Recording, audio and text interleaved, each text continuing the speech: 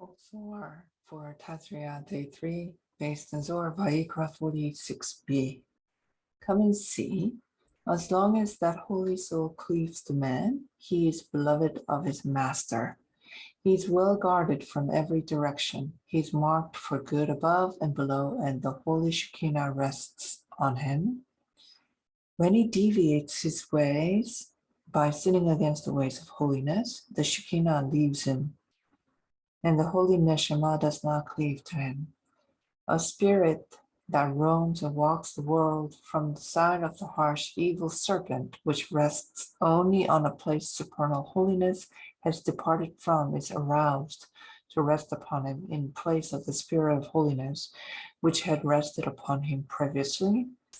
That man is then defiled and is blemished in his flesh, in everything and in his countenance.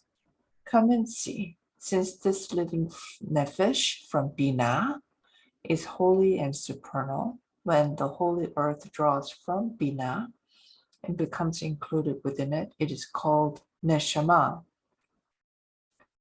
It is that which ascends and speaks before the holy king. It enters through all the gates with no one to detain it. It is therefore called a speaking spirit. Since every other part of the soul has no permission to speak before the king except this one.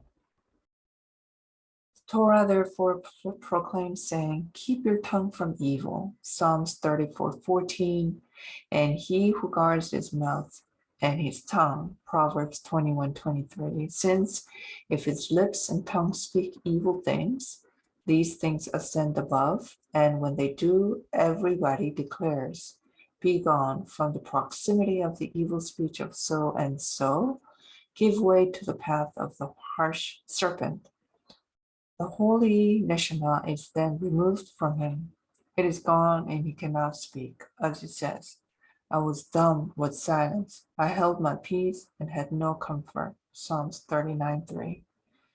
The Neshama rises in shame, shoved aside by all. It is not given place to ascend as before. Of this it is written, he who guards his mouth and his tongue keeps his nefesh from trouble. Surely his nefesh who used to speak, the neshama now is silent because of that evil speech. Then the serpent comes to receive the evil speech, since everything returns to its place. The evil speech's proper place is with the serpent. When the evil speech rises through known paths and rests before the harsh serpent, many spirits are aroused in the world, and a spirit descends from that side and finds that this man aroused it through evil speech and that the speaking spirits left him.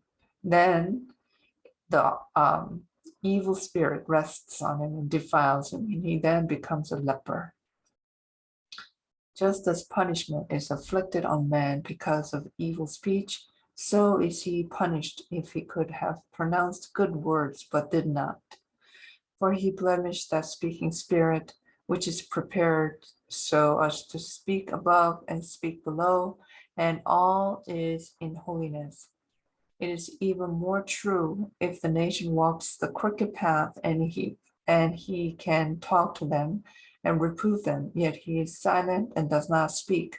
As I said, I was dumb with silence. I held my peace and had no comfort, and my pain was stirred up by plagues of impurity. This is why it was said that the King David was plagued, and God turned away from him, as written, turn you to me and be gracious to me, Psalms 25:16.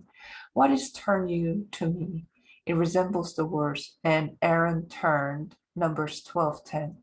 Rabbi Haya and Rabbi Yoshi got off their donkeys and kissed him. They went together all that way. Rabbi Haya said to them, but the path of just men is like the gleam of sunlight that shines ever more brightly until the height of noonday, Proverbs 4:18. Why is this revealed to you now? Why does it mean for you? The Aramaic translation to the Bible translates the verse, man became a living soul as man became a speaking soul. God created us to be communicative beings, That's it. How much trouble does our mouth get us into? We rarely hurt others physically, but through speech constantly. If we could only ponder the above spiritual reasons for restricting our tongue, what a wonderful, wonderful, wonderful world it would be. This Zohar is not preachy, it is explanatory of the supernal damage caused by our earthly gossip and defamation.